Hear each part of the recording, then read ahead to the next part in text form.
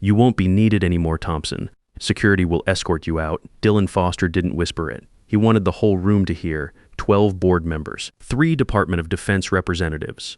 All of them flew in for this $1.8 billion defense contract renewal. We were 20 minutes from signing. Pens were out. Contracts ready. And this 34-year-old tech kid who'd been CEO for 14 months decides now is the perfect time to fire me. I'm Marcus Thompson. I'm 54. I spent 20 years in the Navy, then another 15 building this company's operations from a glorified machine shop into a defense contractor that employs 2,400 people.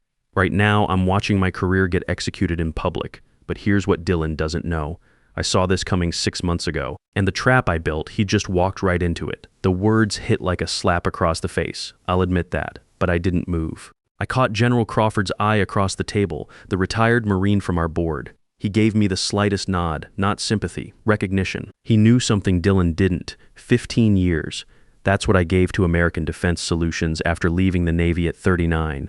15 years of 6 a.m. production meetings and midnight equipment failures. I missed my son Jason's college graduation for a critical deployment to Afghanistan in 2010. My boy didn't talk to me for 2 years after that, still only calls on Christmas, and even then it's awkward. My ex-wife Jennifer remarried some accountant who was home every night for dinner. Can't say I blame her. I wasn't just some paper pusher in a suit. I spoke enough Arabic to coordinate with Iraqi contractors without an interpreter, enough mechanical engineering to troubleshoot a $50 million assembly line when the manufacturer's techs couldn't figure it out. My job was making things work. Period. You know how long it takes to build that kind of operational knowledge? Years, not months, not LinkedIn connections. Years of grease under your fingernails and problems that textbooks don't teach you how to solve. Dylan Foster was everything I wasn't. Where I fixed things, he disrupted them. Where I planned for actual failures, he planned for press releases. The kid had been writing on systems I'd built long before he learned how to spell logistics. I heard him once in the break room, didn't think I could hear. He told someone the company needed agile workforce optimization. That's code, means I'm too old. Means my 15 years of keeping this place running doesn't matter because I don't have a Stanford MBA. Here's what kills me, Dylan kept using these buzzwords. Digital transformation, lean operations. You know what disruption means to guys like Dylan? Breaking things that already work. Then acting surprised when production stops and people lose their jobs. Now he was making his move right here in front of 12 board members and 3 defense officials. This wasn't just about firing me. It was about humiliation, about showing everyone that the old guard was finished. I didn't stand up right away. My eyes went to my chair at the head of the operations table. Dylan's leather portfolio was already sitting there, open to his notes. He'd been planning this for weeks, maybe months. The heat in my face wasn't embarrassment, it was the slow burn. The kind that comes when you realize someone weaponized your own meeting against you.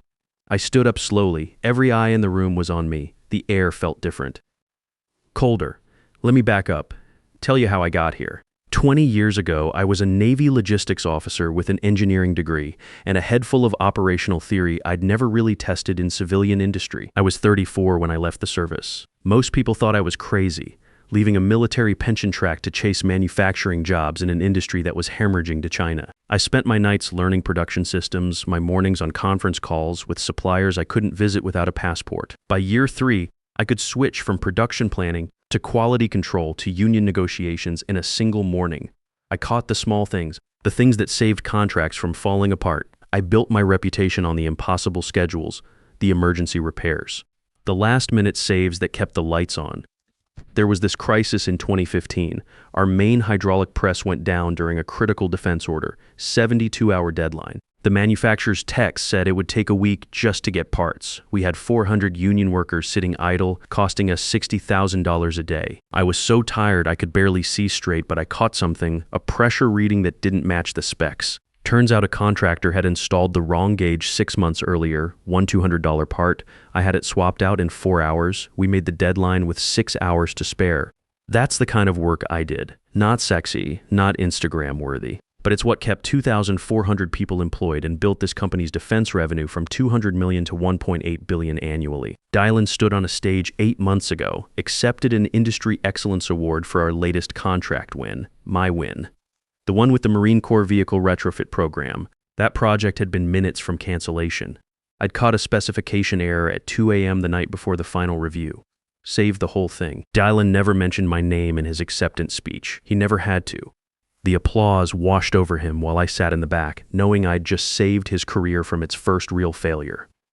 Now here we are, standing in the main conference room. Dylan thought he'd just taken everything from me. He had no idea what he'd just done. I picked up my briefcase. The leather was worn from 15 years of carrying it through production floors and board meetings. Inside was a small security token no bigger than a car key. Military-grade encryption. Dylan thought firing me would be simple, clean, final. He was wrong about that. Dylan's ambush didn't come out of nowhere. It had been building for months, small cuts disguised as strategic improvements. The first time he used the phrase digital transformation, it was over coffee in the executive break room, casual, testing how far he could push. I didn't react, just nodded, kept drinking my coffee. The second time was in a budget meeting. Agile workforce optimization dropped into a presentation like my 15 years of operational knowledge had an expiration date stamped on it. By the third mention, it was we need leadership that understands the modern economy. Nobody in the room challenged him. They just looked down at their laptops and pretended to check emails. I'd been in industry long enough to recognize a corporate coup forming. What I didn't expect was that Dylan wouldn't wait for a clean transition. He wanted spectacle, and he chose his stage carefully. Today wasn't just any meeting.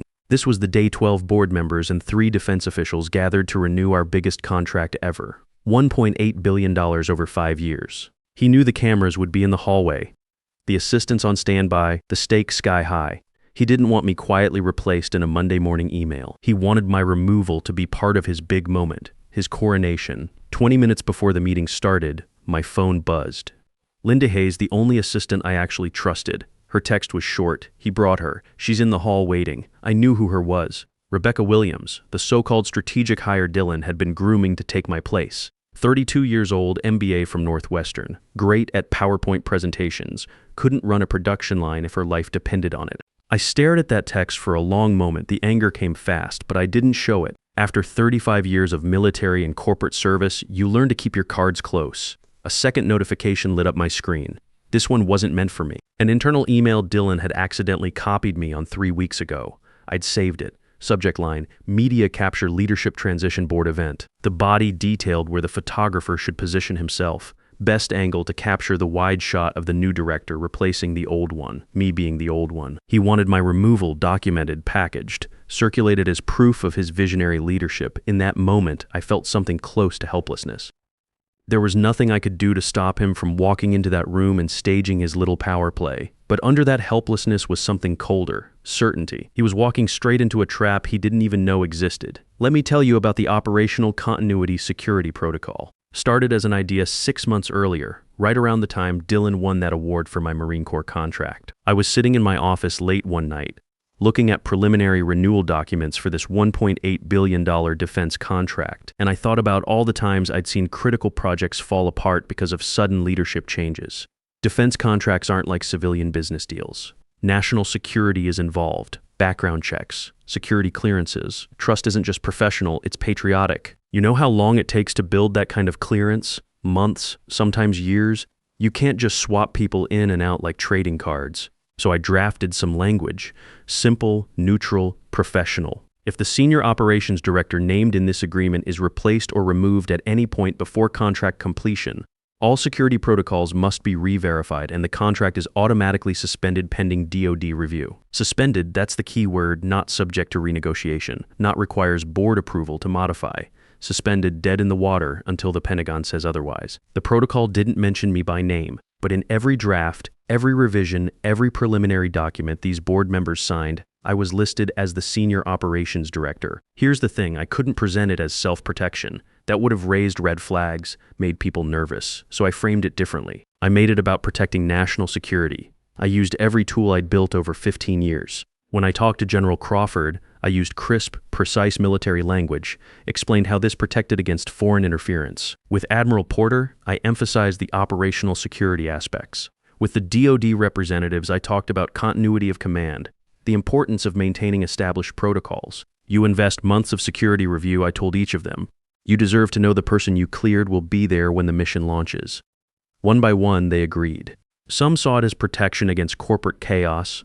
Others liked the quiet leverage it gave them over hasty management decisions. A few understood exactly what I was doing and approved anyway. And Dylan, he signed off on the contract drafts without reading past the executive summary. Too busy with rebranding presentations and efficiency studies about our legacy workforce. The protocol was buried on page 47 under security and continuity requirements. Dylan never read that far into anything. I remember when General Crawford lingered after a board call last month. His voice dropped low. Mac, if that kid tries to push you out before this contract is locked, the whole thing goes back to Pentagon review. 6-month minimum. Maybe longer? That's the kind of respect you can't buy with LinkedIn posts or TED Talks. You earn it over years, over crises where you protected their interests like they were your own. The security protocol was only the first lock. The second was smaller, more personal. Every document on that table looked final pages, thick with clauses, signatures already in place from each board member. But those were drafts. Legally binding in appearance only. The real enforceable versions required one last thing: my encrypted digital authentication. Without it, those documents were expensive paper. That authentication wasn't stored on any company server. Never was. It lived on a hardware security token, the one in my briefcase. Military-grade encryption. I carried it everywhere. Detroit, Norfolk, San Diego, even today. The system was my idea, came up 3 years ago after a close call.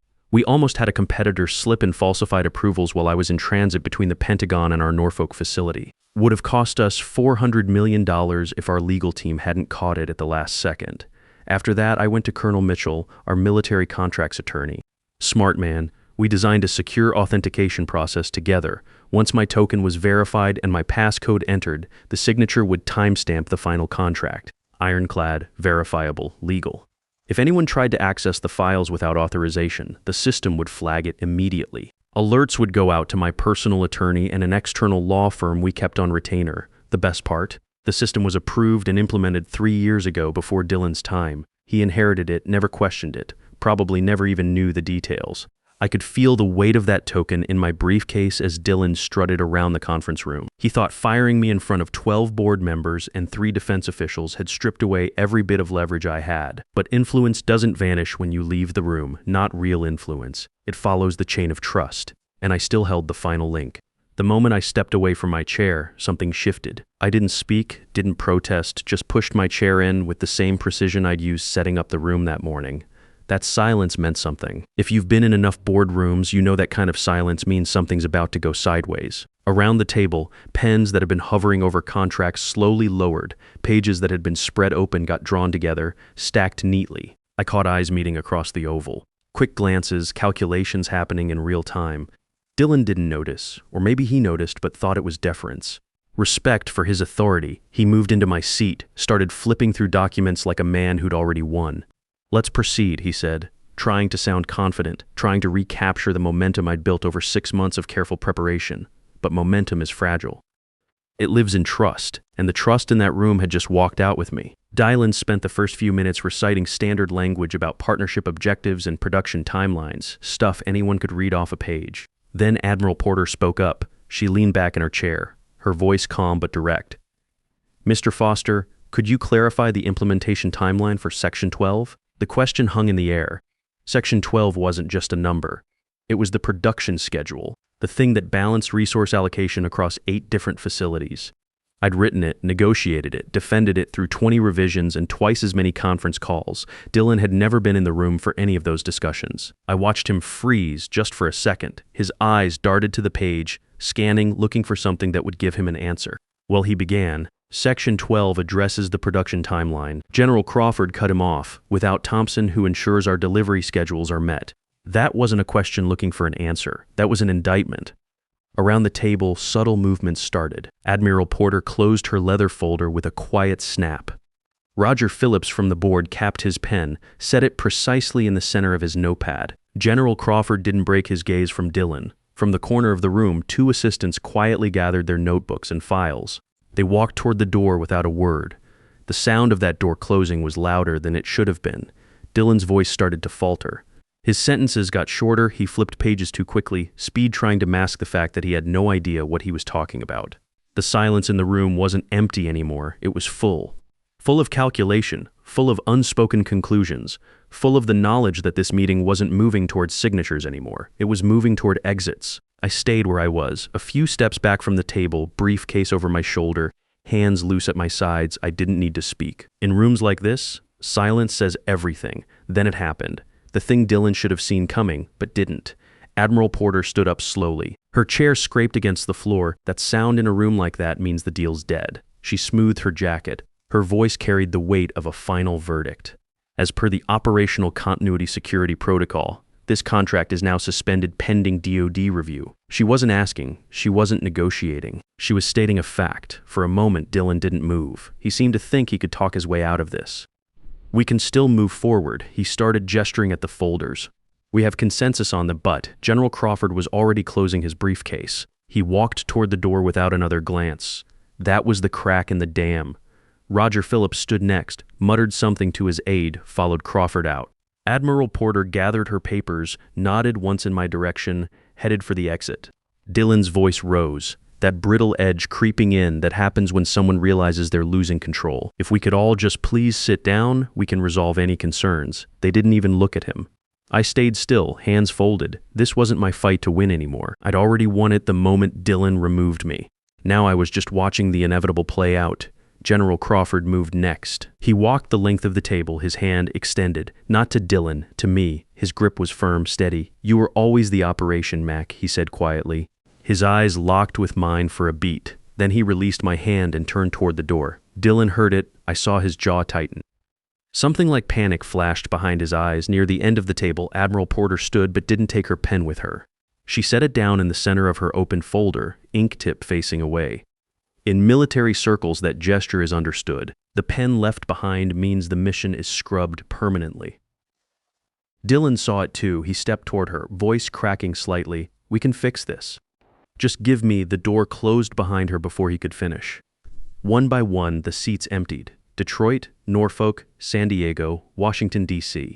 All 12 board members, all 3 defense officials. Not a single one stayed.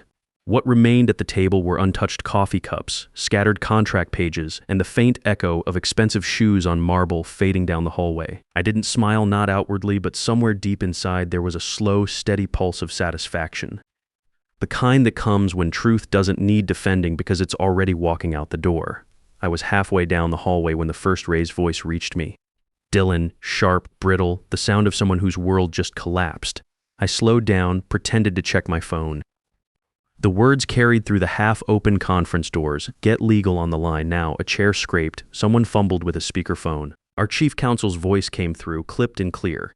"Dylan, without the named operations director's participation, the security protocol suspends all contracts, and without his authentication token, the system will not verify any documents." A pause, long enough for me to picture his face going pale. "We'll override it." "You can't. It's hard-coded into the defense contract. Even attempting to bypass would trigger federal security alerts." Silence. Then the faint click of a laptop opening. A groan. He was staring at the message I knew would be there. "Authentication required. Contract suspended." Perfect. I could hear Dylan inside, still trying to control the narrative. "Draft a statement. Market stability. Strong leadership. No one says suspended. No one says failure." His voice kept rising like volume could rewrite reality, but reality was moving faster than he was. The elevator door slid shut, cutting off the sound completely. I let myself smile then. Small, private, I didn't need to see the panic to know exactly what it looked like. Outside, the Detroit air hit different, sharper. I walked slowly down the concrete steps, each one lighter than the last. Halfway to my truck, my phone buzzed. General Crawford. I stepped aside, let the crowd of workers from the evening shift flow past. "Mac, I believe you heard the outcome inside." "I did."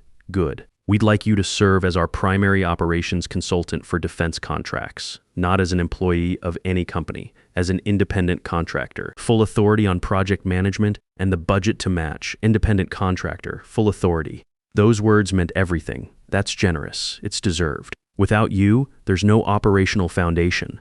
We want that foundation. We talked for a few more minutes, sketched out what would become my new role. The compensation was higher than I'd ever earned under Dylan. The autonomy was absolute. When the call ended, my phone vibrated again. Text from Admiral Porter. "If you're available, we'd like you to lead our portion of the Atlantic Fleet modernization. Same terms, only if you're in command. 2 offers in less than 10 minutes. A third notification appeared. Unfamiliar number. "We are prepared to contract once Marcus Thompson is confirmed as operations lead." A major defense contractor who'd been waiting for this partnership for months. I stood there, city noise blurring around me. In the space of a single afternoon, Dylan had lost the confidence of the entire defense community while I'd been handed the keys to it. I walked toward my F-150, parked under a streetlight. Seemed like the right place to start drafting my own terms. After 35 years of building systems for someone else to control, I was finally deciding what they would accomplish. 3 months later, I'm sitting in my new office. Corner space in a converted warehouse. View overlooks the Detroit River, where my first Navy transport docked back in 1999. Full circle, I'm not a consultant anymore. I founded Thompson Strategic Solutions, veteran-focused defense contracting. 3 of the board members from that day are founding partners with me. General Crawford, Admiral Porter, Roger Phillips. The contract we signed last week, $2.2 billion. 15% larger than what Dylan lost. The operation I designed was bigger than the one he tried to erase me from. There's a knock on my door. General Crawford steps in, that same measured confidence, but now there's something else. Partnership, equal footing. MAC, the Atlantic Fleet modernization is finalized. All parties signed, yours is the last signature. I open it, my name printed clearly at the top. Lead Operations Director, not buried in footnotes, standing in bold. We walk into my conference room, I sit at the head of my table. When the conversation begins, my hand brushes something at the corner, a pen, black, military issue. The one Admiral Porter left behind on the conference table that day, the quiet symbol that the mission was scrubbed without me. Thought you should have it, Crawford says. Belongs to the person who kept the operation honest. I turn the pen in my hand. The weight of it isn't physical, it's 35 years. 35 years of missions and sacrifices and quiet victories that belong to someone else's command. Until now, when it's time to sign, the room goes quiet. No cameras, no applause, just the sound of pen on paper. I cap the pen, set it on the table in front of me. The victory isn't about proving Dylan wrong. It's about proving myself right all along. Oh, and Dylan heard through the grapevine he got fired 6 weeks after the contract suspension. Board couldn't ignore the fact that he'd torpedoed a $1.8 billion deal in front of 15 witnesses. Last I heard, he's working for a mid-sized firm in Chicago. Reports to a 55-year-old operations manager who doesn't care about digital transformation. Sometimes the old guard wins, and sometimes my son Jason calls to congratulate me on the new contract. First time he's called outside of Christmas in 3 years. Said he saw the news story, said he was proud. Said he wants to bring his daughter to see the new facility when she's old enough to understand what Grandpa built. That phone call was worth more than the $2.2 billion contract. Some victories you can't put a price on. Look, I'm sharing this because I know some of you are facing the same thing. You've got decades of experience, real knowledge, calluses from actual work. And some kid with an MBA is telling you that your time is up, that digital disruption means your expertise doesn't matter anymore. I'm here to tell you something. They're wrong. Experience isn't obsolete. Competence isn't outdated. And loyalty, real loyalty built over years of showing up and delivering, that still means something to the people who matter. Don't let them convince you otherwise. Sometimes the best revenge is just proving you were right all along.